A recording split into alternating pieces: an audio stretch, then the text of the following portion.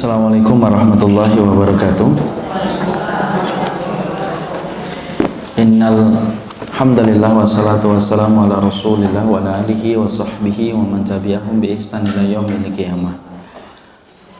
Ibu dan bapak, ibu-ibu yang semoga Allah rahmati dan akhwat yang semoga Allah berkahi, alhamdulillah kita senantiasa bersyukur kepada Allah atas seluruh kenikmatan yang Allah telah bagikan dan Allah tetapkan kepada kita selaku hambanya, dan semoga kita senantiasa mampu bersyukur kepadanya, karena bersyukur itu mengikat kenikmatan supaya mampu mendapatkan kenikmatan berikutnya di akhirat.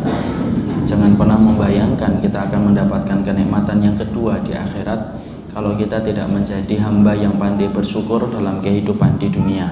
Karena sesungguhnya cara untuk mengikat kenikmatan yaitu adalah dengan memperbanyak syukur kita atas semua kebaikan yang Allah berikan dalam kehidupan kita.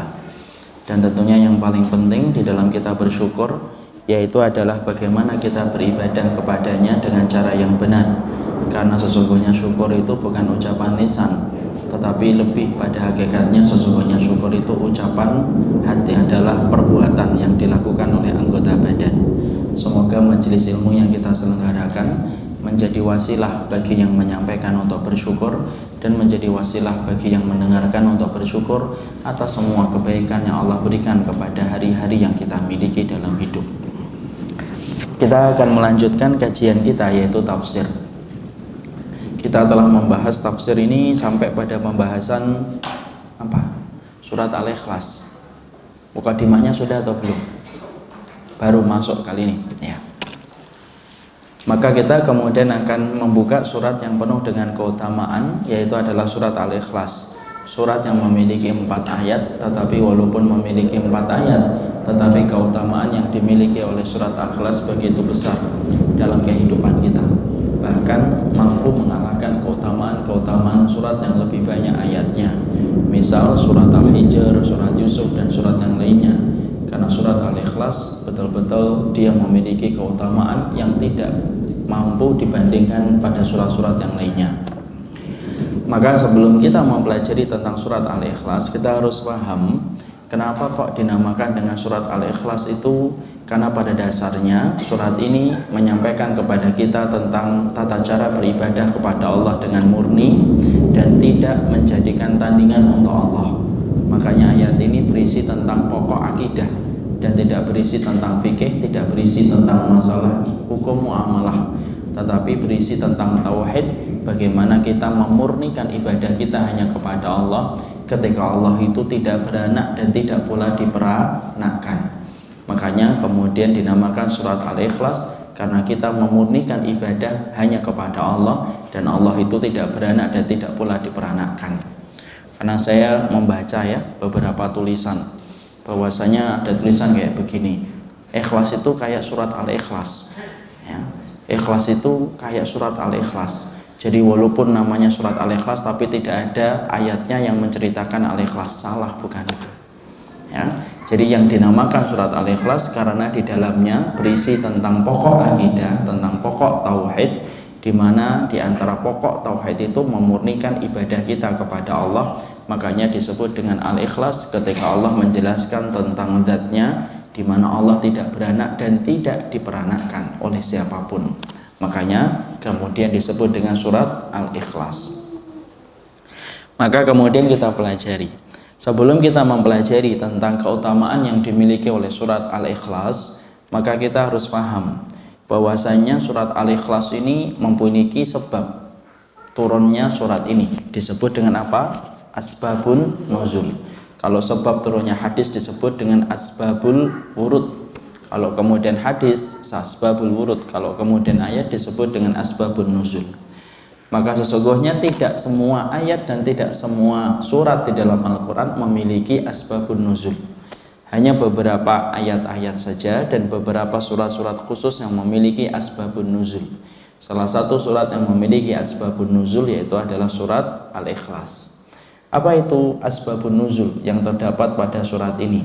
Disampaikan dalam satu riwayat Imam Ahmad dari Ubay bin Ka'ab, bahwasanya dalam riwayat Imam Ahmad dari satu riwayat Ubay bin Ka'ab, maka sesungguhnya orang-orang musyrik itu berkata kepada Nabi, Ya Muhammad unsub lana rabbaka, yaitu adalah mereka mengatakan kepada Muhammad, ya Muhammad unsub lana rabbaka, berikan nasab kepada kami tentang Tuhan, tentang Rabb yang kamu sembah.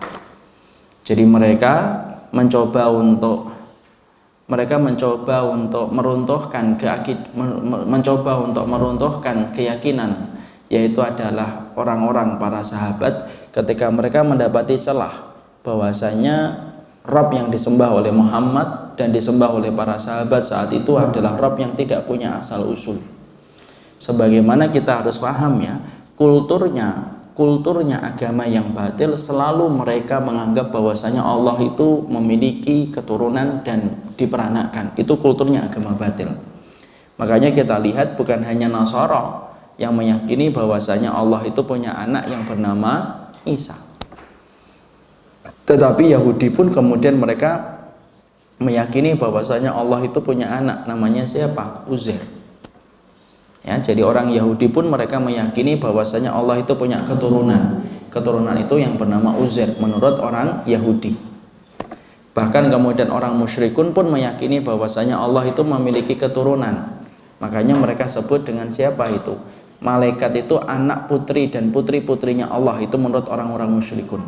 Di situ kita paham seluruh agama yang batil selalu menempatkan Allah itu memiliki keturunan dan Allah itu diperanakan. Itu agama-agama yang batil.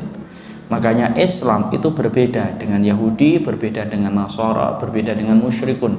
Bahwasanya Islam berkeyakinan ketika beriman sama Allah, beribadah kepadanya, kita hanya beribadah kepada Rabb yang tidak beranak dan tidak diperanakkan, membebaskan semua peribadatan yang batil yang ditujukan kepada selain Allah. Itulah Islam.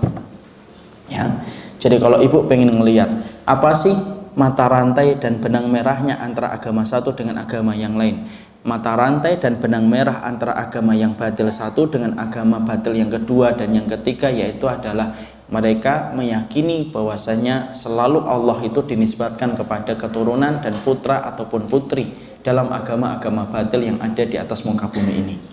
Ya, makanya orang musyrikun itu menganggap malaikat itu putri-putrinya Allah. Ibu lihat semua agama batil itu selalu gitu.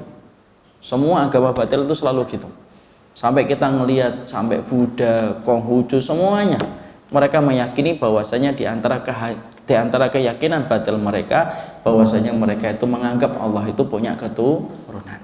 Allah di dalam Islam kebenaran ini kemudian ditetapkan membebaskan semua keyakinan batil dan menempatkan Allah bahwasanya Allah adalah zat satu-satunya, di mana zat ini tidak ada tandingan baginya, dia tidak beranak dan tidak diperanakkan, dan itu ditunjukkan di dalam surat Al-Ikhlas yang nanti kita akan pelajari.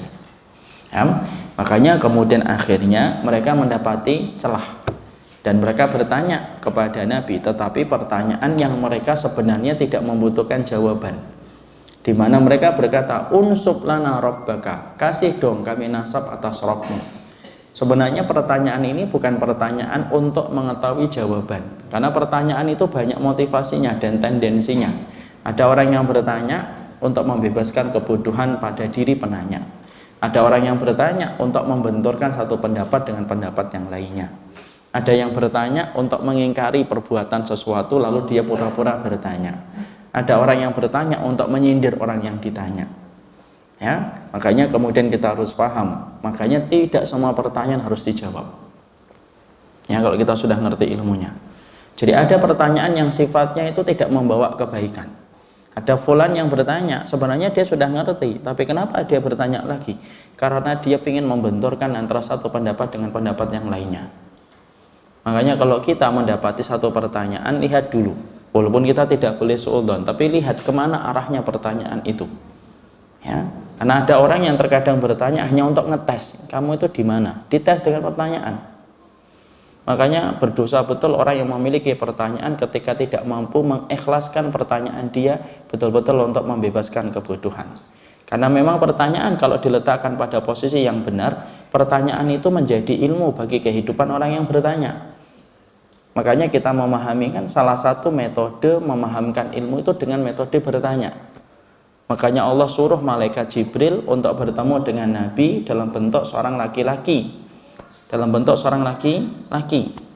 Lalu kemudian laki-laki itu bertanya tentang iman, bertanya tentang Islam, bertanya tentang ihsan. Padahal kemudian yang bertanya lebih tahu daripada orang yang ditanya.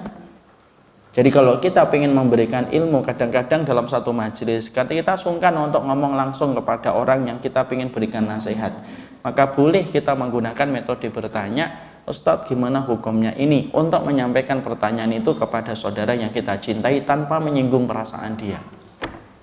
Itu betul kalau diletakkan pada niat yang benar.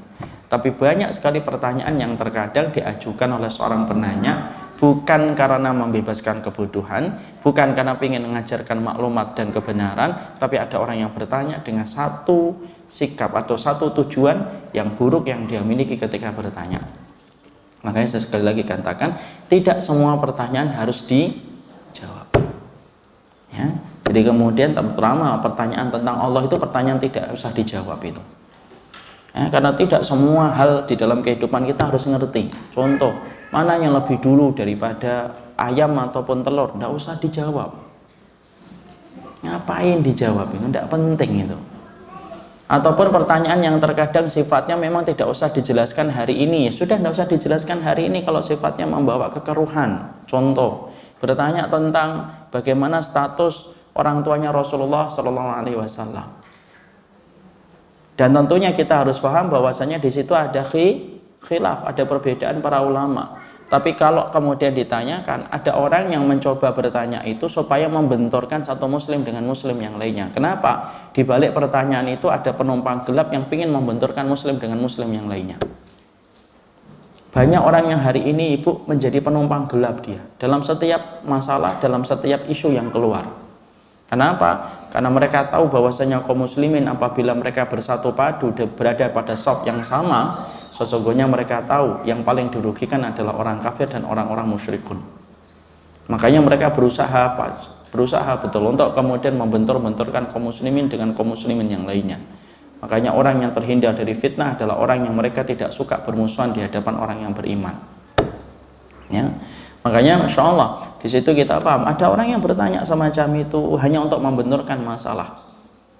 Maka sesungguhnya orang semacam itu semoga diberikan hidayah, dan sifatnya kalau dia hanya untuk mengadu domba, namimah itu merupakan salah satu perkara yang menyebabkan azab kubur dan termasuk dosa besar kelak di hadapan Allah ketika ditimbang dalam mahsyarnya. Jadi kalau bertanya, pastikan bertanyanya itu kemudian betul-betul karena ingin untuk membebaskan kebodohan. Sama ketika ibu bertanya, ini saya sebutkan pertanyaannya karena ada akhlak dalam bertanya. Sama kalau kita bertanya, kalau kemudian kita telah mendapati satu jawaban dari ustadz yang lainnya, tidak usah kita benturkan. Kenapa? Karena terkadang ada satu ilmu yang diketahui oleh seorang fulan, tetapi belum diketahui oleh fulan. Atau satu ilmu difahami oleh fulan ini, difahami oleh fulan lain itu beda. Dan kita sebagai thalib ambil saja. Kalau memang kita bingung, ambil saja tanpa kita membenturkan. Karena terkadang ada orang yang menyampaikan pertanyaan, setelah dijawab, lalu kemudian si penanya ngomong, kata Ustadz ini kok gak gitu Ustadz? Alhamdulillah saya belum pernah sih kayak gitu, tapi saya bisa merasakan perihnya orang yang ditanya kayak gitu. Ataupun kemudian dia setelah ngomong mungkin tidak bertanya atau nggak ngomong langsung di majelis, kemudian di luar dia ngomong, Ustadz ini ngomongnya gini, ini Ustadz ini ngomongnya gini. Kemudian apa? Mencoba untuk menanamkan kebencian dari pertanyaan yang dia sampaikan. Tidak boleh itu ibu. Jangan kemudian menjadi thalibul ilmi yang sifatnya itu namam. Apa itu? Pencari ilmu tapi sifatnya adalah pengadu domba. Lausa katal jahil la aminat al fitnah. Kalau orang yang bodoh tidak banyak bicara, maka fitnah itu tidak akan menjadi besar. Tapi fitnah itu jadi gede. Kenapa? Karena banyak orang yang bodoh banyak ikut bicara. Ya, makanya lihat kan hari ini Masya Allah, kalau lihat di sosial media, ngaji setahun 2 tahun sudah banyak ngomong komentar kemana-mana. Bedain khilaf di antara para ulama, khilaf pendapat yang rojih marjo aja belum paham, tapi ngomongnya sudah sebagaimana orang yang sekolah di fakultas syariah puluhan tahun. Kalau ditanya sudah berapa surat sih dihafalkan sampai sibuk dengan ngomongin orang, 3 surat yang terakhir. Tidak usah gitu. Lausa katal jahil. Kalau kemudian orang yang bodoh diem saja, maka kemudian fitnah tidak akan besar. Tapi fitnah itu jadi besar itu apa? Komentar terus. Dan kok sempat-sempatnya menikmati komentar itu ya buat apa? Ya, makanya kalau kemudian kita sibukkan dengan perkataan manusia, sibukkan dengan perkataan Allah, tenang hati kita. Ya, kalau ibu akan menyibukkan dengan perkataan Allah itu ibu akan bingung, bukan sedih. Kenapa? Kenapa dari dulu hafalan sholatnya nggak nambah-nambah? Gitu. Kalau kita sibuk dengan perkataan manusia, baru kita sedih. Kenapa fulan ngomong gini, kenapa fulan ngomong gitu? Alah ibu, sempat-sempatnya sih kita ngomongin omongan orang. Sibukkan dengan kalamullah. Orang yang menyibukkan dengan kalamun nas, maka dia tidak akan sibuk dengan kalamullah. Tapi orang yang sudah sibuk dengan kalamullah, maka dia akan dihindarkan dari kalamun nas, perkataan manusia yang tidak membawa faedah. Ya. Jadi disitulah kita paham. Jadi kalau bertanya, tanya sama diri kita. Kita bertanya, pengen tahu maklumatnya, atau bertanya, tetapi terkadang kita punya sifat yang lain. Atau orang yang bertanya, tetapi lebih sombong daripada orang yang ditanya. Itu tidak menunjukkan akhlak yang baik. Dia bertanya, sebenarnya dia udah mempersiapkan jawaban banyak. Kemudian dia tanya, ya Ustadz, gimana hukumnya begini? Jelaskan Ustadz, bla bla bla bla. Tapi kalau menurut kitab ini begini, kalau kitab itu begitulah. Sudah tahu ya sudah, tidak usah nanya. Ilmu tidak akan pernah nempel pada orang yang memiliki kesombongan. Tidak akan pernah nempel. Jadilah kita orang yang tawadhu ketika mencari ilmu, karena sesungguhnya proses pencari ilmu akhlaknya itu harus tawadhu. Allah bishawab. Maka kemudian kita kembali kepada ini. Maka di situ kita mendapati orang-orang musyrikun itu memanfaatkan celah. Maka orang musyrikun mendapati bahwasanya Rabbnya Muhammad adalah Rabb yang tidak memiliki nasab. Tidak sebagaimana mereka melihat nasab Tuhannya Nasara, dan sebagaimana mereka melihat Rabb atau nasabnya Tuhannya, atau melihat nasabnya Tuhannya Yahudi. Dan mereka mendapati, loh ini kok beda. Padahal kemudian Nasara memiliki nasab Tuhannya, yaitu Isa menjadi putranya Allah, Uzair menjadi putranya Allah. Ini Muhammad kok beda sendiri? Karena orang musyrikun ngerti loh ya, sesungguhnya agama yang paling mirip dengan Islam adalah Nasara dan Yahudi.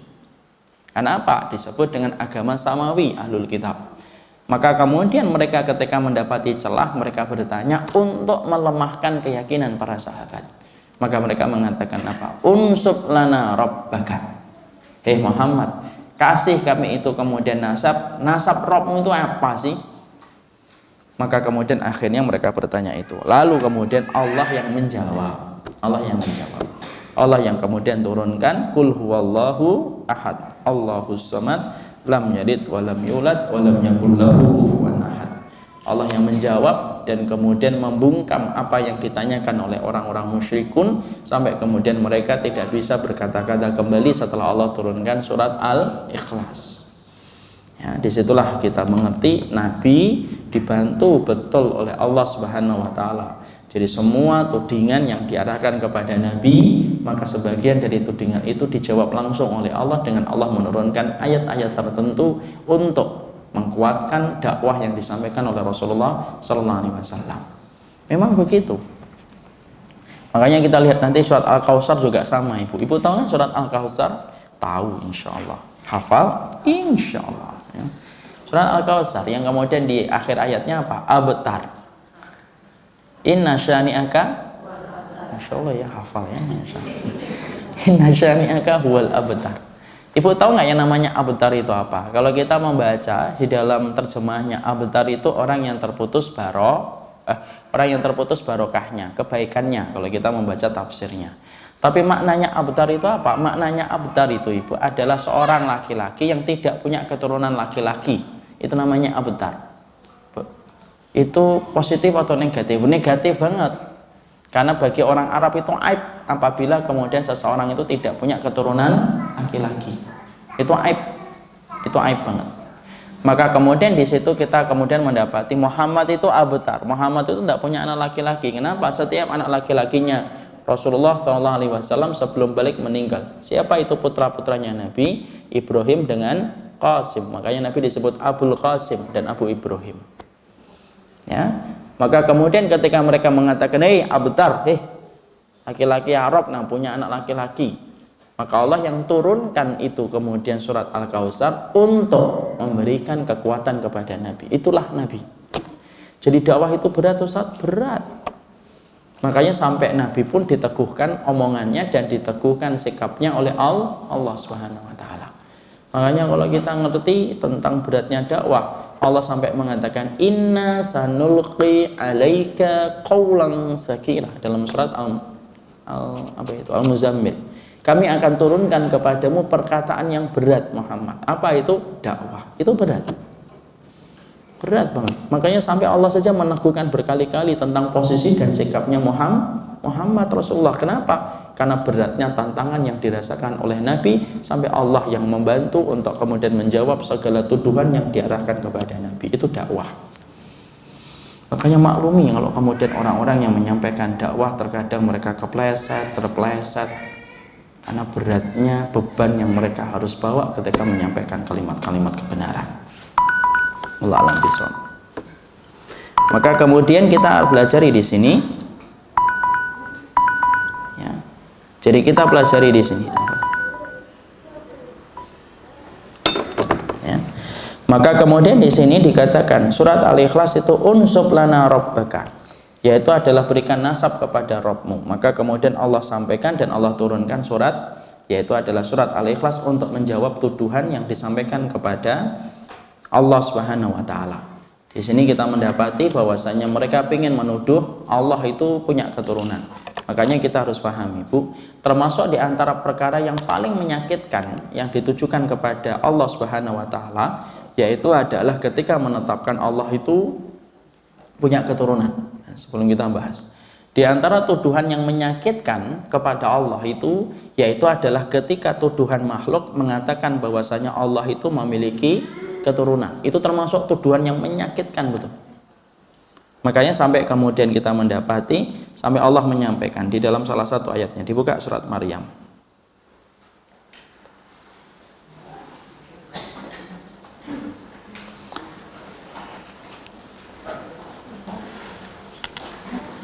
Dibuka surat Maryam ayat yang ke-90 sampai 91.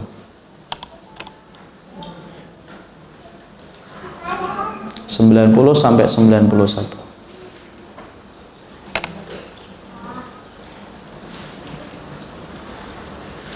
Sudah dibuka, dibaca. Baca. Hampir saja langit pecah dan bumi terbelah dan gunung-gunung lutut karena ucapan itu. Karena mereka menganggap Allah yang Maha Pengasih mempunyai anak. Teruskan 92. Dan tidak mungkin langsung 92. 92. Dan tidak mungkin bagi Allah yang Maha Pengasih mempunyai anak. Ya. Tidak ada seorang pun di langit dan di bumi melainkan akan datang kepada Allah yang Maha Pengasih sebagai seorang hamba. Ya. Inilah dalil yang mengatakan di antara perkara yang berat yang dilakukan manusia kepada Allah itu apa? Mengatakan bahwasanya Allah itu punya turunan, punya anak. Makanya sampai-sampai Allah menyampaikan takatus samawatu yatafattarna minhu wa tanshaqqul ardu wa takhirul jibalu hadda an ta'u lirrahmani walada. Maka sesungguhnya langit hampir pecah, bumi hampir kemudian retak, gunung hampir roboh ketika kemudian mengatakan bahwasanya Allah yang Rahman itu punya keturunan. Jadi tidak main-main itu, tidak main-main Ibu. Makanya kenapa kita harus tegas? Karena surat Al-Ikhlas ini mengajarkan kepada kita sebuah sikap yang tegas pula. Kenapa kita tidak boleh mengatakan Natal kepada siapapun walaupun mereka itu saudara dan kerabat kita? Karena sesungguhnya ucapan mengatakan Allah itu punya anak merupakan ucapan yang berat di sisi Allah Subhanahu wa taala. Tidak usah pakai logika macam-macam deh. Sudahlah ayat ini dikatakan, loh lihat, hampir langit itu pecah ketika mengatakan bahwasanya Allah itu punya keturunan. Lalu relakah kita mengucapkan selamat kepada orang yang telah menyakiti, yang mana ucapannya itu bisa memecahkan langit? Tidak mungkinlah kita. Ya, makanya kemudian disinilah faham kitabullah itu akan menjadi penerang dalam kehidupan itu jelas. Semuanya kalau dikembalikan kepada kitabullah itu jelas. Jangan dikembalikan kepada perkataan orang. Ya, jadi di situ kita paham tidak ada perkara yang paling menyakitkan kecuali adalah salah satunya sampai seorang manusia mengatakan bahwasanya Allah itu punya keturunan. Padahal Allah tidak mengatakan dirinya punya keturunan. Ayat ini Ibu menjadikan kita tidak bisa ditawar. Kalau kita ditanya hukumnya mengucapkan Natal haram, haram, haram, tidak ada pengurangan sedikit pun dalam masalah itu. Kalau ada ulama yang mengatakan, ulama siapa itu? Bukan ulama kali, ustadz biasa yang kemudian dia ini. Tidak ada itu ulama yang mengatakan boleh mengucapkan selamat Natal, itu tidak ada. Ya, dan ini ucapan yang berat di sisi Allah Subhanahu wa taala. Jadi jangan dikira mengatakan Allah punya Yesus, Allah punya Uzair itu kemudian menjadi perkara yang ringan di sisi Allah. Tidak pernah ringan itu ucapan itu. Dan Allah zat yang paling sabar. Tidak ada zat yang paling sabar dalam kehidupan manusia kecuali Allah. Makanya sampai Nabi menyampaikan dalam riwayat Bukhari, laisa syai'un wa laisa ahadun asbar ala adza minallah. Ya. Tidak ada zat yang paling sabar di atas muka bumi ini kecuali Allah. Karena apa? Setiap orang menuduh Allah itu kemudian punya keturunan, padahal Allah memberikan rezeki dan memberikan kesehatan kepada orang yang menuduh Allah itu punya keturunan. Makanya sabar itu apa? Betul-betul kita sabar banget kan? Ya, karena Allah juga sabar. Tapi itulah tuduhan yang paling menyakitkan. Jadi tuduhan yang paling menyakitkan kepada Allah, yang mana kalau tuduhan itu dibebankan kepada langit, gunung, dan bumi, pecah semuanya. Itu adalah tuduhan ketika mengatakan Allah itu punya anak. Baru itu mengatakan. Makanya kita bisa bayangkan orang Nasara itu semacam apa nanti kelak pada waktu hari kiamat kalau dia sampai bawa, sampai mati itu. Karena itu bukan perkara yang ringan di hadapan Allah. Jadi disitulah kita memahami bahwasanya seluruh agama yang batil, benang merahnya mereka dalam agama batil mereka itu benang merahnya apa? Benang merahnya mereka bahwasanya mereka selalu mempunyai keyakinan bahwasanya Allah punya keturunan. Yaitu ada Isa, ada Uzair, ada malaikat-malaikatnya Allah yang merupakan putri-putrinya Allah, dan itulah agama batil selalu terbangun dengan perkara itu. Ya. Sekarang kita pahami, setelah kita memahami tentang asbabun nuzul, kita pahami dulu keutamaan yang dimiliki oleh surat Al-Ikhlas itu apa? Keutamaan yang dimiliki oleh surat Al-Ikhlas itu banyak. Salah satu surat yang kemudian menjadikan kita akan mudah dicintai oleh Allah yaitu adalah surat Al-Ikhlas. Alhamdulillah kita syukur surat Al-Ikhlas itu hanya 4 ayat. Karena ternyata surat ini merupakan surat yang mampu menjadi jembatan seseorang untuk dicintai oleh Allah. Allah itu surat Al-Ikhlas. Makanya disebutkan di dalam riwayat Bukhari dari Amrah binti Abdurrahman, maka dia pernah diasuh oleh istrinya Nabi Aisyah. Jadi Amrah binti Abdurrahman pernah diasuh oleh ibunda Aisyah radhiyallahu anha. Maka kemudian Nabi mengutus seorang sahabat untuk memimpin pasukan dalam satu peperangan. Maka sahabat itu menjadi imam bagi para sahabat yang lainnya di dalam sholat, dan ia selalu menutup bacaannya dengan surat Al-Ikhlas. Dibuka halaman 320.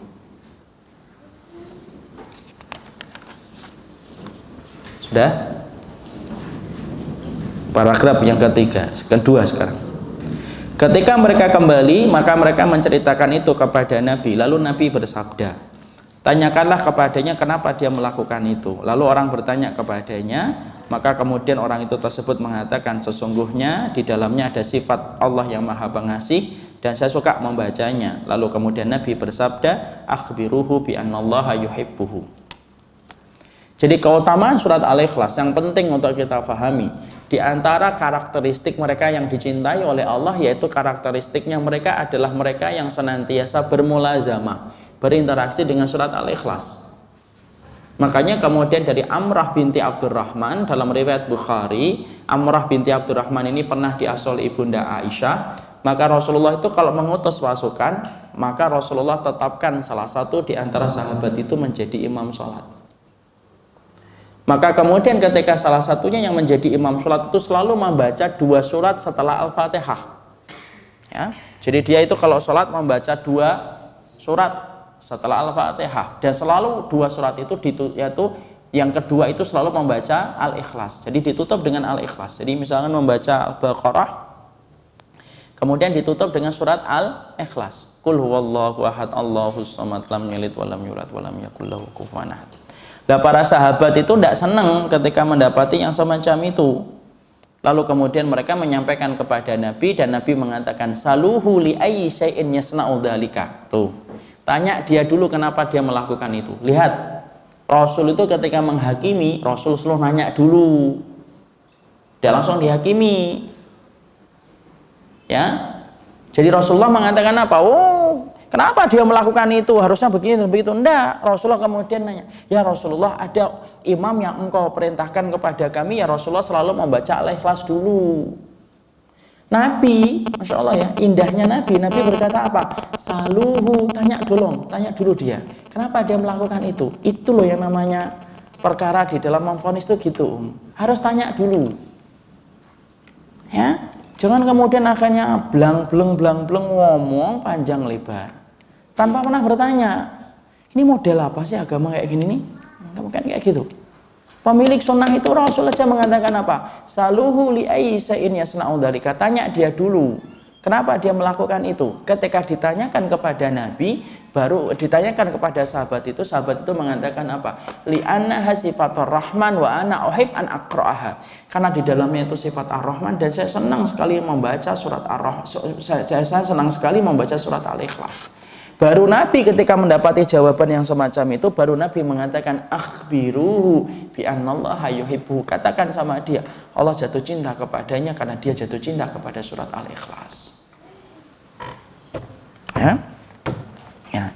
Jadi di situ kita kemudian mengetahui apa? Di situ kita mengetahui betul. Jadi kita mengetahui apa? Di situ kita mengetahui bahwasanya dalam kehidupan ini, di antara keutamaan yang dimiliki oleh surat Al-Ikhlas adalah kita apabila membacanya, baik dalam sholat-sholat kita, maka sesungguhnya sholat itu mampu menjadi surat yang kelak akan menjadi sebab kecintaan Allah kepada kita.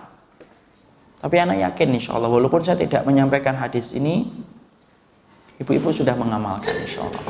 Ya. Walaupun saya tidak menyampaikan hadis ini.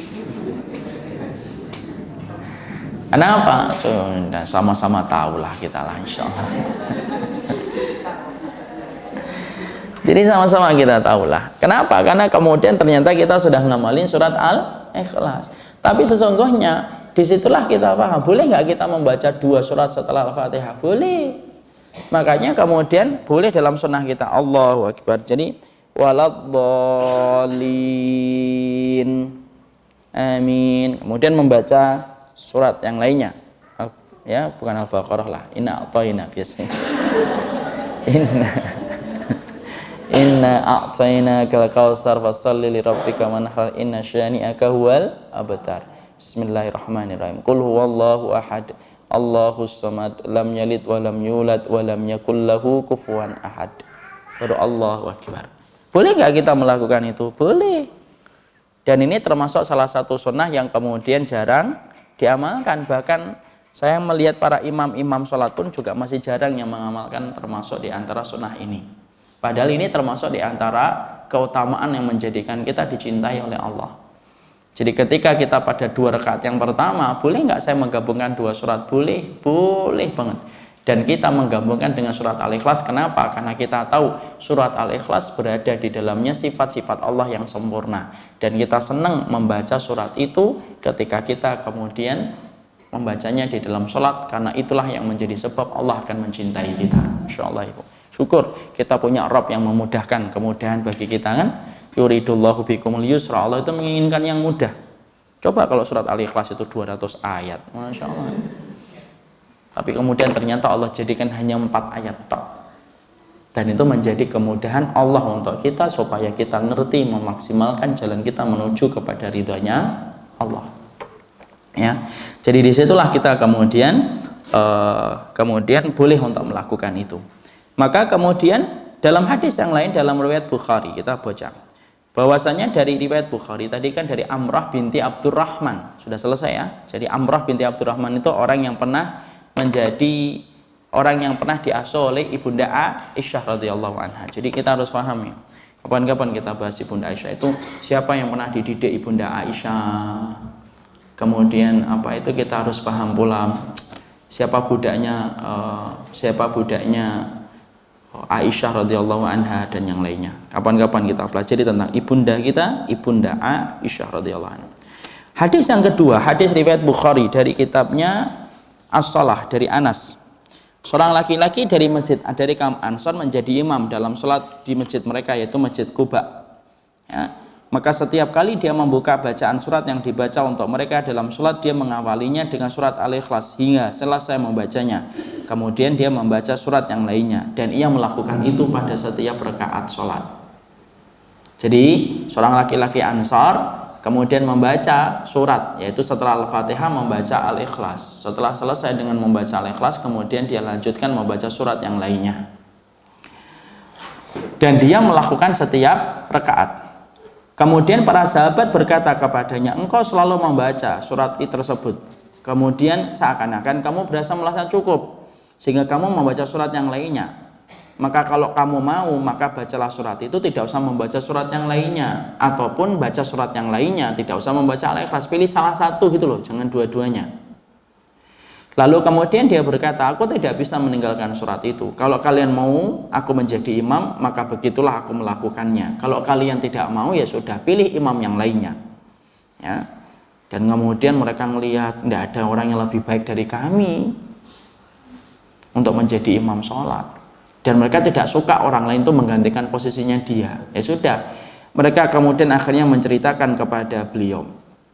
Ya, maka kemudian menceritakan kepada beliau Rasulullah. Maka kemudian Rasulullah kemudian sesungguhnya ditanyakan kepada Nabi, dan Nabi berkata, tanyakan kepada dia kenapa dia selalu membaca surat Al-Ikhlas. Maka dia mengatakan, karena saya mencintai surat Al-Ikhlas, makanya saya tidak bisa meninggalkan dalam setiap rakaat-rakaat yang saya selenggarakan. Maka kemudian Nabi mengatakan, hubbuka iyyaha adkhalakal jannah. Lihat perkataan, hubbuka iyyaha adkhalakal jannah. Cintamu kepada surat Al-Ikhlas menjadikan dirimu, kecintaanmu kepada surat Al-Ikhlas menjadikan dirimu itu dicintai oleh Allah Subhanahu wa taala. Jadi ini kalau kita boleh sebut dengan bahasa puitis, surat cintanya Allah itu surat Al-Ikhlas. Ya. Makanya kemudian kita harus pahami, artinya juga harus paham, qul huwallahu ahad, Allahus samad, lam yalid walam yulad walam yakul lahu kufuwan ahad. Harus ngerti betul. Kenapa? Karena sesungguhnya surat itu adalah surat cinta, yang mana kecintaan kita kepada surat Al-Ikhlas menjadikan kita akan mudah dicintai oleh Allah ketika kita mencintai surat Al-Ikhlas. Boleh nggak Ustaz saya nanti ngamalin kayak gitu? Boleh. Mau rutin kan? Boleh. Karena itulah yang tadi kita dapatkan dari sahabat dari Bukhari, dan kemudian kita juga mendapati dari Amrah binti Abdurrahman. Dan kemudian inilah yang menjadikan akhirnya termasuk sunnah yang hari ini tidak banyak dilakukan orang, membaca surat Al-Ikhlas dalam rakaat-rakaat yang kita selenggarakan di dalam sholat. Ya. Maka kemudian kita juga harus paham, di antara keutamaan yang dimiliki oleh surat Al-Ikhlas, maka sesungguhnya surat Al-Ikhlas, kemudian kita temukan surat Al-Ikhlas ini menetapkan bahwasanya dia sebanding dengan sepertiga Al-Quran. Sebagaimana dalam Imam Bukhari halaman 321, Imam Bukhari meriwayatkan dari Abu Said bahwasanya seseorang itu mendengar seorang laki-laki membaca surat Al-Ikhlas berulang-ulang. Ketika tiba di waktu pagi, ia mendatangi Nabi dan menceritakan hal tersebut kepada beliau, seolah-olah dia itu menganggapnya sepele. Maka kemudian Nabi mengatakan, walladzi nafsi biyadihi indaha la ta'dilu sulusal Qur'an. Maka kemudian Rasulullah SAW mengatakan, demi Rabb yang jiwaku berada pada tangannya, sesungguhnya surat itu sebanding dengan sepertiga Al-Quran. Hadis diriwayatkan dari Abu Dawud dan Imam Nasai. Jadi di situ kita memahami, setelah kita memahami bahwasanya surat Al-Ikhlas menjadi surat yang bisa menjadikan kita dicintai oleh Allah, kita memahami sesungguhnya surat Al-Ikhlas itu sebanding dengan sepertiga Al-Quran. Makanya ada seorang sahabat mengulang-ulang, yataqawwalaha, dia ngulang-ulang terus surat Al-Ikhlas itu. Dan ada sahabat yang menganggapnya, kok ngapain sih kayak gitu? Dan Nabi justru kemudian menegaskan, sesungguhnya surat itu sepertiga dari Al-Quran. Nah sekarang harus paham, sepertiga dari Al-Quran itu dalam apanya Ibu? Dalam pahala atau di dalam keutamaan? Dalam pahala atau dalam keutamaan? Dalam sepertiga, sesungguhnya surat Al-Ikhlas itu kan dikatakan sepertiga dari Al-Quran. Sepertiga dalam apanya? Apa? Dalam pahala. Kenapa Ibu bisa mengatakan dalam pahala? Jadi kalau ada orang kemudian membaca Al-Ikhlas 3 kali, kemudian dengan orang yang membaca Al-Baqarah dari Alif Lam Mim sampai Minal Jinnati wan Nas, secara pahalanya sama atau tidak sama?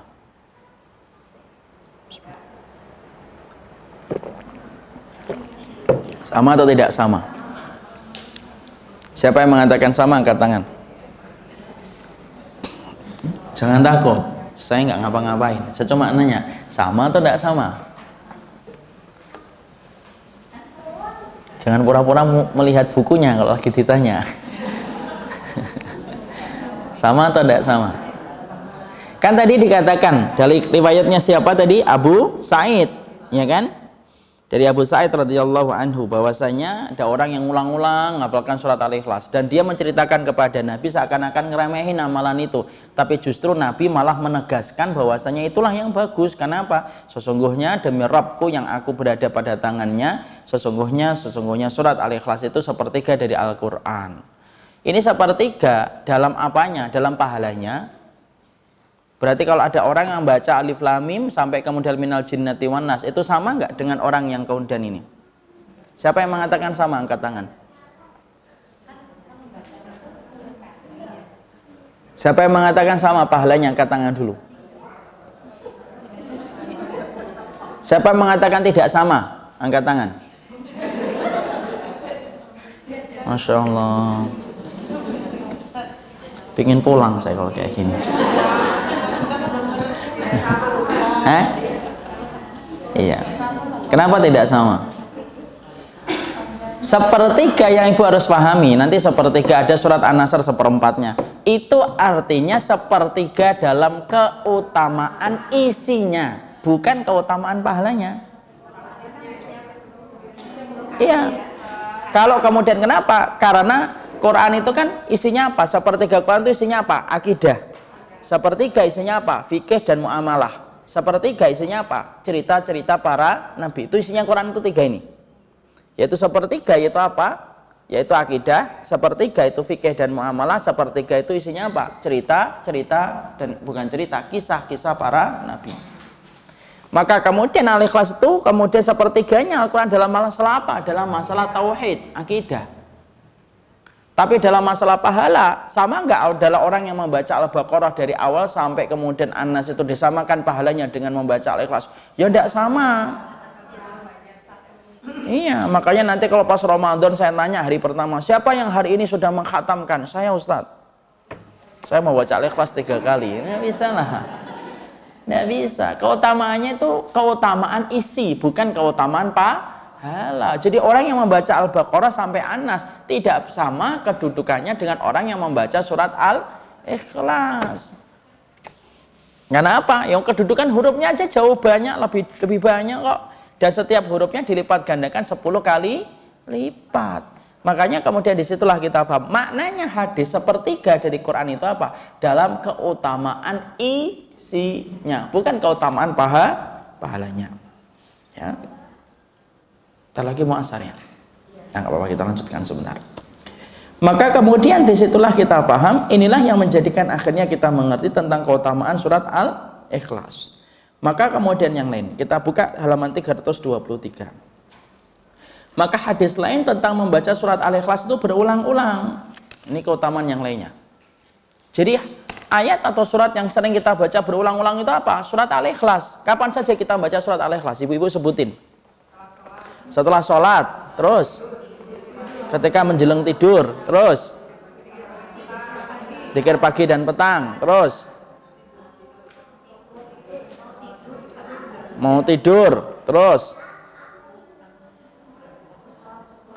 kemudian zikir pagi, zikir petang ketika merasa sakit, ketika demam, ketika kemudian kita menjaga diri kita dengan ruqyah, itu semuanya kita membaca Al-Ikhlas. Berarti menunjukkan apa? Surat yang paling sering menemani dalam keseharian kita, surat yang menemani keseharianmu menjadi seorang hamba adalah surat Al-Ikhlas bersama dengan surat Al-Falaq dan surat An-Nas.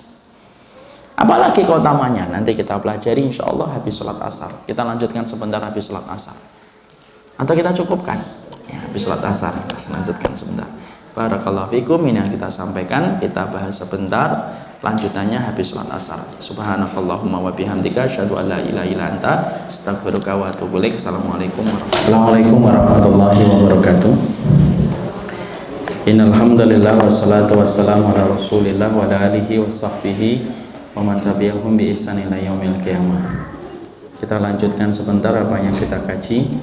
Jadi setelah kita mengetahui panjang lebar bagaimana Allah meletakkan surat Al-Ikhlas yang di dalamnya hanya 4 ayat tetapi terdapat banyak sekali keutamaan, maka disinilah kita memahami keutamaan satu surat tidak tergantung kepada banyak dan sedikitnya ayat, tetapi keutamaan surat itu tergantung kepada ketetapan dan keutamaan yang Allah letakkan pada surat-surat tersebut.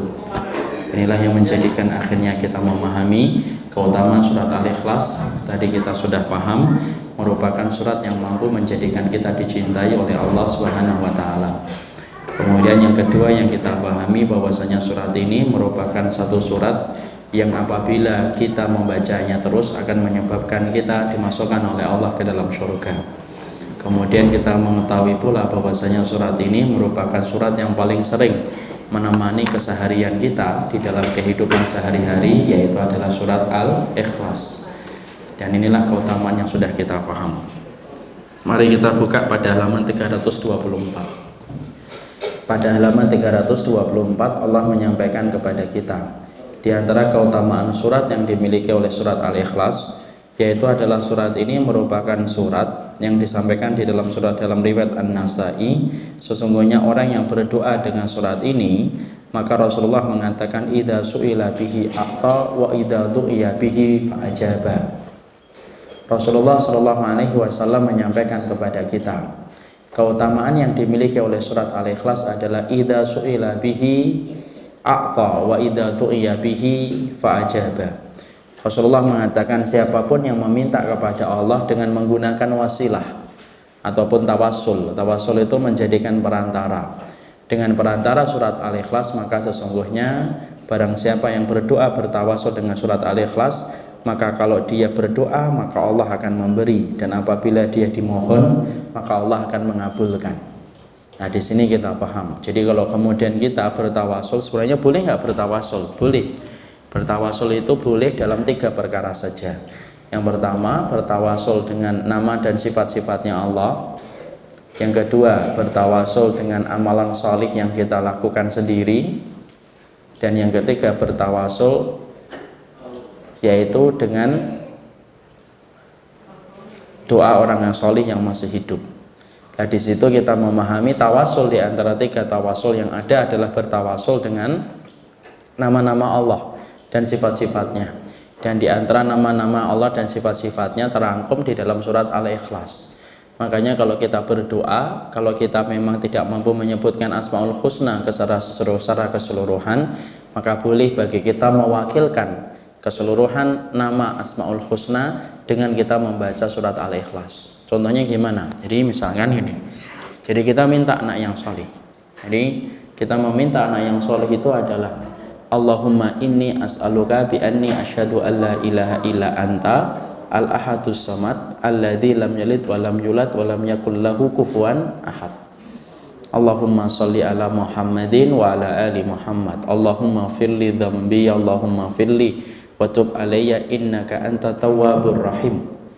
Rabbi habli minas salihin, Rabbi habli minas salihin, Rabbi habli minas salihin. Kemudian sebagian ulama mengatakan ditutup dengan salawat Allahumma sholli ala Muhammadin wa ala ali Muhammad. Nah itulah cara kita berdoa. Makanya Nabi ketika masuk masjid kemudian mendengar ada seorang sahabat berdoa menggunakan tawassul, menggunakan surat Al-Ikhlas, maka Nabi kemudian langsung berucap idza su'ila bihi du'iya fa'idha su'ila bihi a'ta fa'idha du'iya bihi ajaba. Kalau Allah itu diminta dan orang yang meminta Allah itu dengan menggunakan surat Al-Ikhlas, Allah pasti ngasih. Dan Allah apabila dimohon tetapi yang memohon itu menggunakan surat Al-Ikhlas, maka Allah kabulkan permohonan dia. Makanya kalau kita ingin dikabulkan, di antara proposal doamu kepada Allah, proposal doa itu adalah menggunakan surat Al-Ikhlas. Ya, jadi pergunakanlah surat Al-Ikhlas. Sesungguhnya menggunakan surat Al-Ikhlas merupakan proposal doa kita kepada Allah Subhanahu wa taala. Ya. Jadi disitulah kita mengetahui sesungguhnya tawasul kita yaitu adalah tawasul dengan menggunakan surat Al-Ikhlas ketika kita berdoa dan memohon kepada Allah Subhanahu wa taala. Maka kemudian yang terakhir yaitu adalah surat Al-Ikhlas, merupakan surat yang dijadikan pengobatan. Sebagaimana kita paham pengobatan ketika merasakan sakit itu salah satunya menggunakan 3 surat ini, surat Al-Ikhlas, Al-Falaq, dan An-Nas. Kemudian meniupkan ke telapak tangan, kita usap ke bagian tubuh yang terasa sakit. Ya, jadi sebenarnya boleh nggak kita meyakini bahwasanya Quran itu menjadi obat? Boleh dan wajib. Wa nunazzilu minal Quran ma huwa syifaa'un wa rahmatun wa hudan lil mu'minin. Allah kan menyampaikan, kami tidaklah turunkan Al-Quran kecuali menjadi ma huwa syifaa'un. Syifa itu menjadi obat. Wa rahmah, dan menjadi rahmat, wa hudan, dan menjadi petunjuk bagi orang yang bertakwa. Di situ Allah menyampaikan apa? Syifaa'un. Selama kita teknisnya itu benar, teknisnya itu sunnah, maka itu adalah diperbolehkan dan itu sesuai dengan sunnah. Tapi kalau tata caranya salah, itu baru salah. Contoh tata cara yang salah itu apa? Menjadikan surat Al-Ikhlas dijadikan kalung, ditempel di pintu rumah, kemudian dibakar, kemudian ditaruh di dalam minuman, diudek, diminum. Nah, itu cara-cara yang tidak benar, cara-cara yang salah. Dan itu bisa berakibat terjatuh kepada kesyirikan. Tapi kalau kita bertawasul dengan surat Al-Ikhlas dengan teknis yang benar, teknis yang ditetapkan di dalam sunnah, boleh. Contoh, ibu tahu nih, ibu berdagang, dan ibu tahu tetangga-tetangga pedagang-pedagang ibu itu tidak semuanya paham tentang akidah. Dan ibu ngerti, kelihatannya gelagatnya ini mereka datang ke dukun, ya. Maka ibu ingin untuk menjaga, kemudian ibu baca Al-Ikhlas, Al-Falaq, An-Nas, kemudian kita mengharapkan surat itu menjaga rumah kita, menjaga tempat dagang kita dan tempat kita mencari ma'isyah, boleh, itu hukumnya. Ya, selama dilakukan dengan ruqyah yang benar teknisnya. Tapi kalau teknisnya sampai ditempel di mobil, tempel di mana itu, di pintu, tempel, kemudian ditaruh di dalam laci, dijadikan kemudian ikatan tertentu, dijadikan kalung, pastikan itu salah dan itu tidak boleh. Ya, jadi boleh kita bertawasul dengan surat Al-Ikhlas ketika kita sakit, boleh. Jadi akhirnya kita bertawasul dengan surat Al-Ikhlas dengan berdoa, dan bertawasul pula dengan surat Al-Ikhlas ketika kita merasakan sakit dalam tubuh kita. Sebenarnya kalau kita sakit, ibu, ada dua. Ada bacaan Quran, ada bacaan zikir. Kalau bacaan zikirnya apa? Bacaan zikirnya ibu beludah, kemudian keluar, tempel itu ke tanah, tempel ke tanah. Kemudian usapkan ke bagian tubuh yang sakit. Ya, sini. Misalkan kelihatan banget ini umurnya kalau di sini ya. Kemudian di sini sembari kemudian kita mengatakan apa? Bismillahi turbatu ardina biriqati ba'dina yushfa saqimuna bi'idni rabbina. Bismillah, dengan nama Allah. Turbatu ardina, tanah bumi kami. Biriqati ba'dina, dengan penyembuhan sebagian dari kami. Yushfa ya saqimuna, menyembuhkan penyakit sebagian dari kami. Bi'idni rabbina, dengan izin Allah. Dan itu boleh. Kalau kemudian lukanya basah, Ustaz, di sekitarnya, jangan di lukanya. Di sekitarnya, misalkan di sini borok, misalkan di sekitarnya. Kecuali kalau sakit hati ya susah. Soalnya hati itu nggak bisa. Kemudian kalau itu sakitnya fisik semacam itu, dan itu termasuk sunnah yang jarang dilakukan oleh kita. Saya tanya sama ibu, pernah nggak melakukan itu? Nggak pernah. Walaupun belum dijawab, saya sudah bisa menduga. Jadi ternyata itu termasuk, betul kata para ulama, sunnah al-mahjurah. Tahu sunnah al-mahjurah? Sunnah yang tertinggalkan, sunnah yang tidak banyak orang melakukannya. Jadi kalau kita pusing, ya pertama kalau pusing ya kurangi santannya. Yang kedua, kemudian keluar, kemudian Bismillahi turbatu ardina biriqati ba'dina yushfa sakimuna bi'idni rabbina. Yakin, mantap. Kemudian usapkan nanti kemudian ke leher. Yakin, harus mantap. Dan di antara kemantapan dan keyakinan itu apa? Yang mantap dan yakinnya itu ya salah satunya hafal. Jangan sampai Bismillah, apa ya?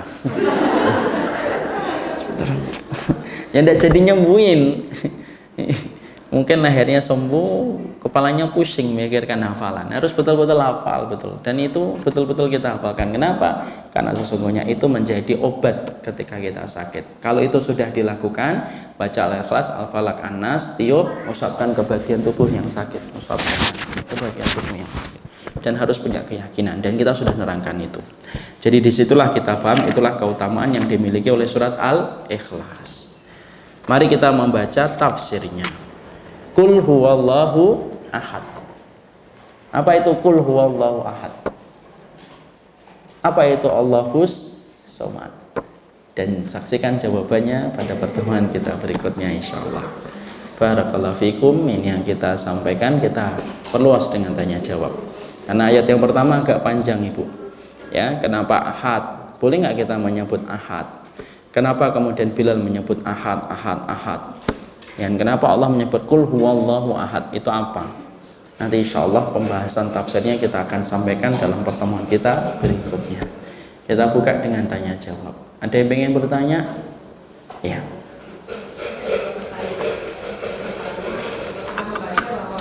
Kalau membaca surat Al-Ikhlas hari 10 kali itu akan dibangunkan sebagai surga. Enggak, hadis sama. Kemudian yang kedua, masih di luar tema. Di luar tema terkait kejadian yang baru saja terjadi masalah tahsir ini. Masalah apa? Tahsir Ustaz ini. Oh, tahdzir. Ya, tahsir. Apakah boleh seorang Ustaz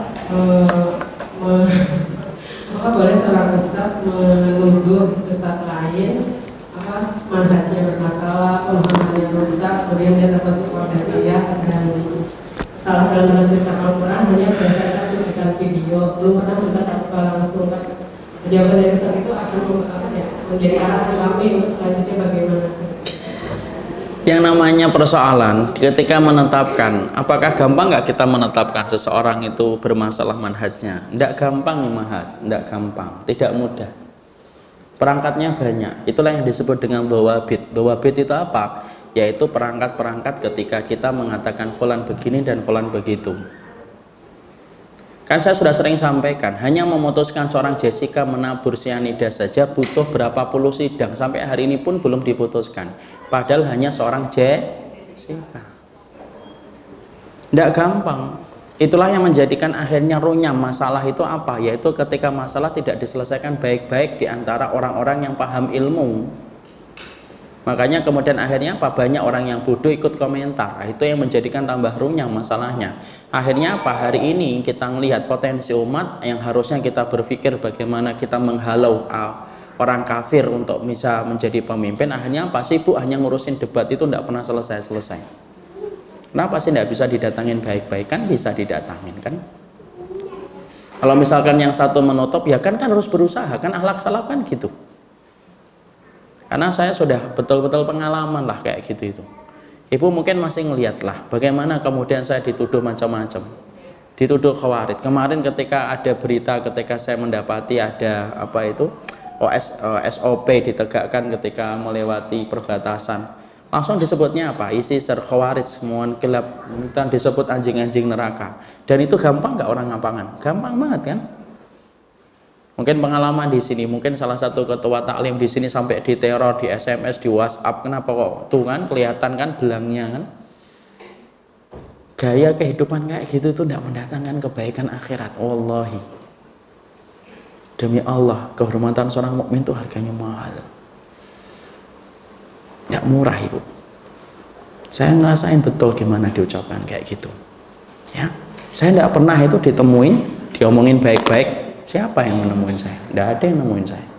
Saya selalu nanya, di mana bagian mana saya mengkafirkan orang? Tunjukin. Di mana saya akan rujuk kalau saya pernah mengkafirkan orang? Tidak pernah. Ketika kemudian ada tulisan saya tentang masalah ISIS dulu, misalkan 2 tahun, 3 tahun yang lalu, itu dalam porsi ketika saya punya sifat ingin merekatkan. Saya tuh orangnya itu pingin bersaudara. Itulah sifat saya. Kenapa? Karena terlalu banyak darah yang saya lihat ketika saya di Suriah, itu membentuk perilaku saya. Akhirnya apa? Saya tuh tahu musuh itu terlalu banyak, tidak perlu kita repot untuk saling memusuhi. Saat itu kita berprasangka baik kepada ISIS. Kenapa? Karena di awal-awal, dan saya tidak termasuk orang yang gampang dan gegabah ketika menyesatkan orang dan kelompok. Ada orang yang langsung menyesatkan, itu tanggung jawab mereka. Kalau kita tidak, kita hati-hati. Kenapa saya tidak mengambil fatwa? Saya tidak mengambil fatwa dari orang yang belum pernah datang ke Suriah. Saya tidak mau mengambil fatwa tentang Suriah, tentang orang itu. Karena ada yang nyalain saya, oh, itu kan fatwa sudah ada. Saya tanya balik, fatwanya dari orang yang pernah datang ke Surya? Tidak pernah datang ke Surya. Jangan ngomong tentang Surya. Kenapa? Omonganmu banyak salah. Jangan ngomong tentang Kudus kalau tidak pernah ke Kudus. Itu lumrah kan saya ngomong kayak gitu. Karena kemudian ketika saya menerangkan itu, saya ada yang nyalain. Ada yang ngomong, itu kan fatwa sudah banyak. Fatwanya siapa? Fatwa dari para ulama di tempat jihad saat itu belum banyak keluar. Kenapa saya nunggu fatwa dari mereka? Karena mereka lah yang terlibat langsung dalam peperangan itu, dan mereka lah yang ngerti tentang kondisi. Betul nggak kalau saya menunggu fatwa dari orang yang di lapangan daripada orang yang tidak di lapangan? Ya beda lah. Makanya ketika sudah jelas baru kita sampaikan, ISIS memiliki sifat khawarij, gampang mengalirkan darah, bahkan mengkafirkan. Dan itu sudah kita sering sampaikan berkali-kali di banyak kesempatan. Tapi disitulah orang, kalau kemudian dia sudah memiliki hati yang hasad, susah. Saya tidak mengatakan bahwasanya fulan-fulan hasad, enggak lah, saya tidak mau mengatakan. Tapi kalau kemudian orang sudah hasad pun, mendengar pun tidak mau, ya atau tidak? Dengerin dong dulu hujahnya, disampaikan dengan cara yang baik. Kalaupun pengen untuk diingetin, ana tidak mau berpihak ke siapapun, tapi harusnya orang yang kemudian mengedarkan rekaman itu pun juga harus diingetin pulang. Kenapa? Seimbang. Dan saya tidak mau masuk dalam masalah ini secara panjang lebar. Kenapa? Saya sudah cukup letih menghadapi selama ini.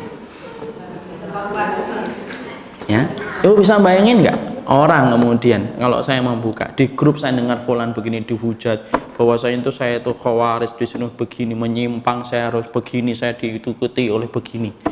Dan itu alhamdulillah dengan izin Allah screenshotnya itu ya sampai dulu itu. Walaupun saya tidak pernah minta. Tidak pernah minta. Sedih, iya sedih lah. Siapa sih tidak sedih, Ibu? Kehormatan kita diobrak-abrik itu tidak sedih. Kalau Ibu pengen merasakan kehormatannya itu nanti diobrak-abrik, Ibu akan merasakan kesedihan itu apa. Tapi orang yang ngomong, mungkin mereka masih bisa ketawa hari ini, tapi saya yakin akan datang satu hari keadilan ketika saya menuntut detail semua itu. Ada itu mantan, salah satu mantan, saya ngomong cerita apa adanya. Ada seorang mantan, kemudian mantan anak band tidak terkenal, kemudian posting, ini loh lihat, supaya fans boy-nya, coba lihat, menyebut orang yang belajar dengan kata fans boy. Pantas diucapkan oleh orang yang ngaji? Tidak pantas. Ini loh, supaya mantan fans boy-nya kemudian tobat. Setelah kemudian qadarullah, saya kemudian akhirnya selesai sama urusan. Dengan gampangnya dia mengatakan, sudahlah, sekarang dia sudah keluar, sekarang saya hapus ya postingan yang kemarin rame. Dengan begitu gampangnya. Itu kalau dalam hukum Islam, orang semacam itu, maka dibawa ke mahkamah.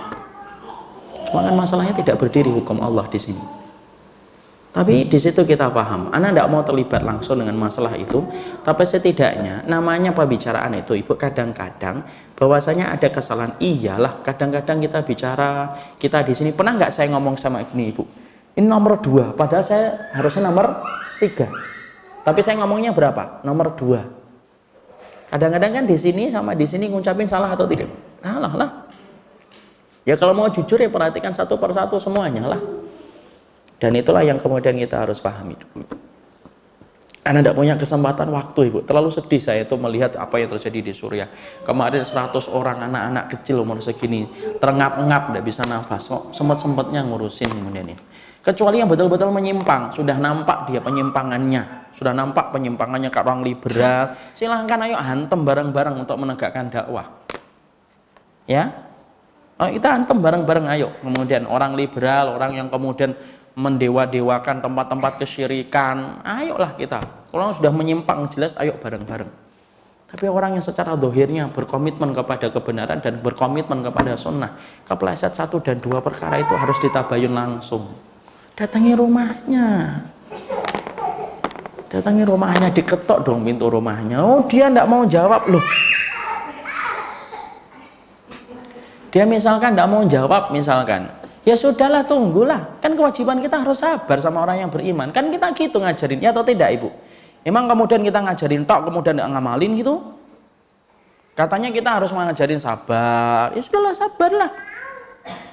Sabar, kemudian ada ini. Kan dulu gitu. Ketika kemudian para ulama terdolimi aja, mereka yang mendatangi orang yang mendolimi. Kan gitu. Kan lakunya gitu. Saya tidak paham ya, apakah benar. Kalaupun memang benar, tolonglah diselesaikan dengan cara yang baik, Ibu. Kan sekarang kita akhirnya lihat kan, Ibu, Pembicaraan di grup itu masih itu saja. Ya kan, di Facebook, di grup. Ya walaupun akhirnya kemudian saya akhirnya agak turun, nggak dibicarakan kan, naik setelah hidayat. Tapi akhirnya saya bisa merasakan setelah hidayat itu kayak apa gitu. Ana nggak kenal secara pribadi, nggak kenal saya. Ya, nggak kenal secara pribadi saya. Tapi saya pernah ketemu sekali, 2 kali saya pernah ketemu. Yang ngobrol baik, saling menguatkan. Ya namanya orang mukmin dan kita nggak paham ilmu, walaupun ilmu yang kita pelajari masih sedikit, ayolah yang kita pikirkan untuk umat itu, jangan memikirkan kelompok jangan memikirkan kelompok. Sunnah ini miliknya umat bersama, bukan milik kelompok lah. Jangan pernah menjadikan sunnah ini menjadi milik kelompok gitu loh. Kalau mau mengkritik ya kritik semuanya lah secara adil gitu loh. Yang kemarin yang ngomong bahwasanya kemudian bunuh itu orang yang kemudian di mau halal darahnya, menemuni Jakarta itu, ya harus dikritik juga dong yang baik. Itu jelas terang-terangan atau tidak Ibu? Yang ngomong bahwasanya itu apa kemudian kaum muslimin yang terbunuh sama ini, oh enggak apa-apa itu istihad itu. Ya ingetinlah cara yang baik juga. Kenapa harus kemudian beliau yang lain nggak disampaikan? Padahal jelas terang-terangan salah. Kan harus adil. Kan bukan hanya membela kolega kan, bukan membela kelompok kan? Ya atau tidak Ibu? Harusnya seimbang. Kalau memang kemudian bukan karena kelompok, saya nanya apakah karena kelompok membela atau enggak? Dan kita enggak bisa. Ana mencintai setiap orang, Ya. Makanya kemarin saya sampai mengatakan, ayolah kita ini, mari kita bersama-sama. Islam itu tidak bisa tegak dengan 1 orang dan 2 orang. Islam itu tegak bersama-sama. Kalaupun ada yang masih kepleset 1 dan 2, ya kita lihat penyimpangannya itu menyimpang betul atau enggak. Dan apakah dia memiliki pemahaman kayak gitu disengaja atau tidak. Berakibat apa dalam rukun iman kita kepada Allah, itu akibatnya apa. Itu harus kita bicarakan dulu. Dan harusnya yang bisa menentukan status itu siapa sih? Kalau bagi kita yang mengatakan ini sudah negara Islam, ya biarkan MUI. Jangan ngambil tugasnya MUI dong. Kalau memang mengatakan ini negara Islam. Itu tugasnya siapa? Tugasnya setiap orang atau tugas MUI, Bu? Yang resmi itu depak sama M? Ya sudahlah. Jangan ngambillah tugasnya itu. Nanti malah kemudian jadi runyam kan? Ya itu seharusnya gitu. Bukan berarti kemudian Ustadz Adida ada salah. Ya mesti ada salah sebagaimana saya punya salah. Ustadz Firanda juga pasti punya salah. Saya juga pasti punya salah. Yang lain juga pasti punya salah. Ya wajar. Itu wajar Bang. Ingetin dengan cara yang baik. Nggak usah dipublikasi kemana-mana. Kenapa sih kebiasaan suka banget untuk mempublikasikan? Kemudian diposting di mana? Setiap orang bisa jawab Ibu. Tapi apakah kita mau jawab atau enggak? Ana kalau mau jawab setiap tulisan mampu saya jawab. Tapi orang-orang yang baik di samping kanan kiri saya ngomong enggak usah Ustaz, kasihan umat, nanti mereka akan terus seret dengan isu tidak pernah berhenti. Makanya saya pilih untuk diem. Ana coba menyampaikan sekali 2 kali. Kalau saya pernah mengkafirkan, tolong tunjukin mana saya pernah mengkafirkan. Tunjukin videonya di mana. Nanti kemudian saya akan rujuk dan saya akan siap berkomitmen untuk kembali dan tidak mengkafirkan orang selama dia tidak melakukan perbuatan-perbuatan yang mengakibatkan kekafiran. Tapi tolong ngomongnya harus pakai bukti. Ya, maka sama Ustadz masalah ini. Kasihan saya sih, kasihan betul sedih gitu. Saya tuh ngomong di salah satu ada kumpulan Ustadz satu ngomong, wallahi Bu, 2 hari yang lalu saya ngomong, wallahi saya sedih. Kenapa? Suriah, orang Myanmar itu kalau melihat kita, mereka akan ngomong apa? Yuk sempet-sempetnya kalian bertengkar. Kita setiap hari harus menghadapi peluru, rudal. Kemudian tiap hari kalian bertengkar saja. Dan itu diperparah apa? Diperparah orang-orang yang tidak paham ikut komentar terus. Ya kan? Banyak kalau akhwat saya tidak tahu lah, tapi saya ngeliat banyak ikhwan tuh ya Allah sedih sih. Modal cuma pakai modal kemudian apa? Modal baru merubah jenggot dan baru merubah celana sudah sombongnya luar biasa. Hijrah itu bukan hanya masalah jenggot, hijrah itu bukan hanya masalah celana, hijrah itu di hati juga harus hijrah. Akhlak yang baik. Kita sepakat loh ya. Sunnahnya itu adalah kita memelihara jenggot, sunnahnya memelihara menjaga batasan pakaian kita. Sepakat, kita tidak kemudian berbeda tentang itu. Tapi maaf, yang kamu jaga bukan hanya jenggotmu, bukan hanya celanamu, tapi hatimu dan kebersihan hatimu. Ya kalau kamu kemudian ini biar diselesaikan para ustadz aja, yang kita nggak paham, diem aja. Padahal nggak paham kok, kita nggak ngerti juga kan, diam aja. Hari ini ada yang sok komentar itu kan kelihatan begini, kita begini, kayak seneng banget sih dapat umpan gitu. Nggak usah gitu. Saya itu baca Ibu, ada orang gitu ya, saya kan baca kan, sempat baca karena kemarin pas sakit hari Sabtu dan Ahad kan sempat sakit. Kamu bukan sakit, kelelahan itu sampai saya punya waktu untuk baca. Akhirnya nyesel juga saya. Ngapain saya buka sosial media? Biasanya diwakili sama tim, saya tidak pernah buka. Tapi pas kosong saya buka-buka. Sedih saya, walaupun bukan untuk saya. Ada yang mengatakan tuh kan, sampai ada yang menyebut Adi Hidayat diangkat oleh media, sekarang dihancurkan oleh media. Rasain lo. Saya klik orangnya gitu, saya lihatin gitu. Postingannya bagus-bagus. Postingannya. Tapi ketika komentarnya kayak gitu Ibu. Beliau kemudian kemarin video, kan saya baru tahu kemarin video bahwasanya saya tidak bisa tidur, ada komentarnya tuh, rasain lo tidak bisa tidur lo, makanya jangan banyak ngomong kalau tidak punya ilmu. Coba pantas nggak preman tuh kalau ngeliatin kita geleng-geleng, lebih baik kami ya. Makanya kemudian ya sudah, saya itu merindukan kalau kemudian coba ketemu baik-baik, kan bisa sih, enggak sih Ibu ketemu baik-baik? Harusnya bisa, kecuali kalau ada ego ya, kecuali ada ego ya. Jadi saya juga sering ngomong kan, saya juga sering menyampaikan berkali-kali di dalam majelis, ada orang yang menuduh saya macam-macam. Silakan WhatsApp ana, ini nomor ana, ini saya sebutkan dalam banyak kajian, sebutkan ketok rumah saya, kemudian ini rumah saya di Bekasi, Kemang Pratama, datangin rumah saya. Kan gitu cara yang benar kan. Yang menuduh kan harus memberikan bukti. Wallahu a'lam bishawab.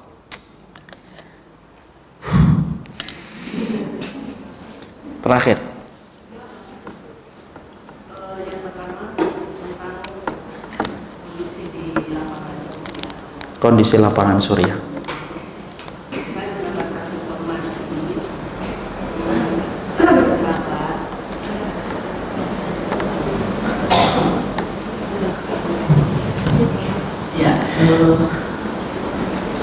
Mendapatkan informasi yang kebetulan dia juga berada di sana sebagai relawan tim medis. Dia menginformasikan bahwa ketika di lapangan di sana sangat sulit membedakan antara mana yang menjahit, mana yang analisis. Iya. Mohon penjelasan dari Ustaz Umar yang sudah yang pertama. Yang kedua, di dalam hadis Mu'adz bin Jabal tentang wasiat Rasulullah SAW kepada Mu'adz untuk tidak sekali-sekali meninggalkan doa Allahumma a'inni ala dzikrika wa syukrika wa husni ibadatik. Itu kan meditasi terakhirnya di akhir setiap sholat.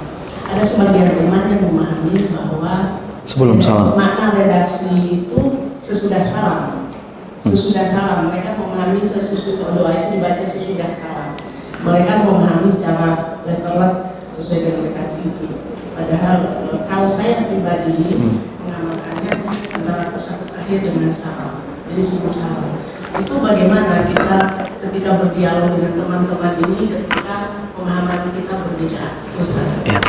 Yang kedua dulu saya jawab, bahwasanya dalam satu wasiat yang disampaikan Nabi kepada Mu'adz, ya Mu'adz, wa inni la'u'limaka kalimatin la tada'anhunna an duburi kulli salatin. Kamu aku ajarin satu kalimat yang jangan pernah kamu tinggalkan setiap habis salat. Maka para ulama mengatakan duburu kulli salatin, kalau Ishaq Utsaimin mengatakan sebelum salam. Tapi termasuk duburu kulli salatin yaitu adalah setelah salam, termasuk dubur kulli salatin. Dubur itu artinya bagian belakang. Ya, itu hadisnya gitu. Maka kemudian kita boleh membacanya sebelum salam dan boleh membacanya habis salam. Tidak ada masalah. Kalau kita ingin menggenggam semuanya, maka bacalah sebelum salam, baca kembali dalam bentuk dzikir setelah kita salam. Khair itu insya Allah. Yang kedua, bagaimana membedakan mujahid dengan kemudian anggota ISIS? Susah, tampilannya sama kok. Makanya kita malah khawatir kalau ke sana itu yang kita khawatirkan bukan ketemu pasukannya Bashar Assad, ketemu ISIS. Karena mereka langsung bunuh mainnya. Makanya salah satu relawan kan ada yang sampai mau dibunuh kan, temannya sudah dibunuh, padahal relawan itu. Ya, dan membedakannya susah. Ya, makanya itulah, Masya Allah, keimanan orang-orang Suriah itu luar biasa. Kenapa? Menghadapi ujiannya itu berlapis-lapis. Fitnahnya ISIS, fitnahnya PKK, yaitu kode komunis, belum Bashar Assad, belum Amerika, belum Rusia, campur aduk jadi satu di sana. Makanya Masya Allah, susah kalau kita tidak memperhatikan mereka. Jadi kalau kemudian membedakan tidak bisa, karena anggota ISIS tidak menerapkan cap di keningnya. Kalau ada cap di keningnya enak ISIS nih gitu. Kalau kita nggak ketahuan. Tapi yang jelas kalau anggota ISIS di sini ya gampang mengkafirkan, dikit-dikit kafir, dikit-dikit kafir. Jadi orang-orang Khawarij itu ya dikit-dikit kafir, dikit-dikit kafir, dikit-dikit sesat, dikit-dikit sesat. Itulah ciri khasnya. Paham, Bu? Iya, bagaimana kalau seandainya mujahid dari Indonesia itu kan memang sampai kemarin kayak Ustaz itu kan sampai dibilang bukan anggota ISIS. Itu bagaimana yang dituduh ini dia membela dirinya itu gimana? Bahwa dia ke sana itu memang sebagai dia membawa misi kemanusiaan. Dia sebenarnya bukan anggota ISIS. Tapi bagaimana dalam melihat tuduhan? Ya dijawab aja kalau masalah bahwasanya yang dituduh ISIS itu yang mengatakan bahwasanya dia bukan ISIS. Jujur kepada apa yang dilakukan lah.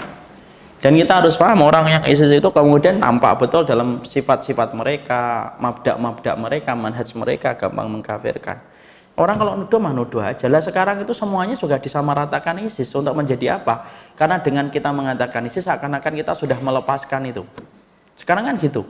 Tahu nggak serangan pola serangan di Suriah itu bleng gimana?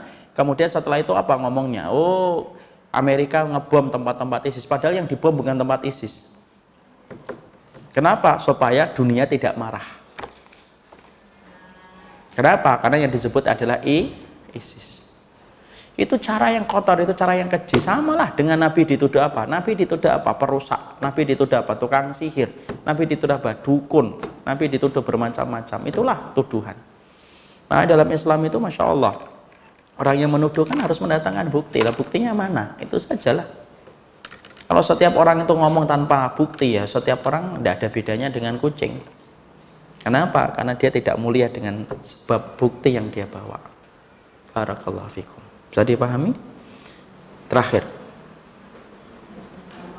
Assalamualaikum warahmatullahi wabarakatuh. Iya. Saya akan menjawab pertanyaan itu. Jadi ada seorang ibu mu'alaf, dia sakit keras, suami meninggal. Pada saat sakit dijenguk sama keluarganya yang masih muslim.